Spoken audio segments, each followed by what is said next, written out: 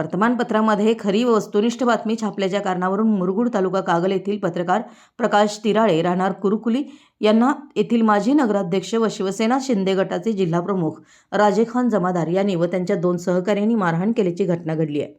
या घटनेच्या निषेधार्थ आज हातकणंगले येथे महाराष्ट्र पत्रकार संघाच्या वतीनं संबंधित घटनेचा निषेध करून संबंधितांवर कठोर कारवाई व्हावी या मागणीचे निवेदन तहसील हातकणंगले यांना देण्यात आलं।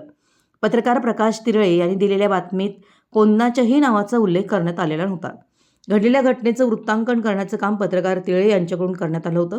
समाजात अनेक घटना घडत असतात तर त्यांची माहिती संकलित करून ती बातमीच्या रूपाने प्रसारित करण्याचं काम होत असतं। मात्र राजेखान जमादार यांची ही कृती लोकशाहीला घातक असल्याची समाजभावना झाली असून तिराळे यांना मारहाण करणाऱ्या राजेखान जमादार व त्यांचे 2 सहकारी आसिफ खान जमादार व संदीप सनगर यांच्यावरही कठोर कारवाई व्हावी। तसेच राजेखान जमादार हे ज्या पक्षाचं काम करतात त्या पक्ष नेतृत्वानेही त्यांच्यावर निलंबनाची कारवाई करावी।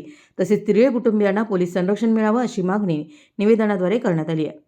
यावेळी निषेधाच्या घोषणा देण्यात आल्या। सदरचं निवेदन हातकणंगले तहसीलदार यांच्या वतीनं निवडणूक नायब तहसीलदार संजय पुजारी यांनी स्वीकारलं। यावेळी महाराष्ट्र पत्रकार संघाचे सदस्य मोठ्या संख्येनं उपस्थित होते। नमस्कार, मी पत्रकार अनिल उपाध्ये, महाराष्ट्र पत्रकार संघाचा कोल्हापूर जिल्हाध्यक्ष आहे। मुरगुड येथील पत्रकार प्रकाश तिराळे यांच्यावर 4-5 दिवसापूर्वी हल्ला झाला।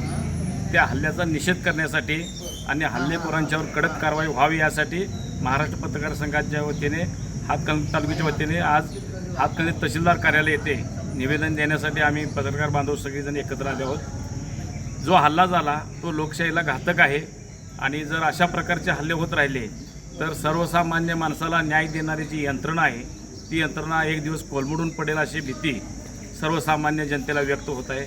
म्हणून पत्रकारांची आमची अशी मागणी आहे की राजेखान जमादार असतील किंवा त्यांच्यावर जे त्यांचे सहकारी असतील किंवा पत्रकारांच्यावर हल्ला करणारे ज्या अशा अन्य प्रवृत्ती असतील त्यांच्यावर पत्रकार संरक्षण कायद्याअंतर्गत कडक कारवाई व्हावी आणि पत्रकारांना न्याय मिळावा हीच इच्छा आहे। मराठी एस न्यूजसाठी हातकणंगलेहून रोहन साजने।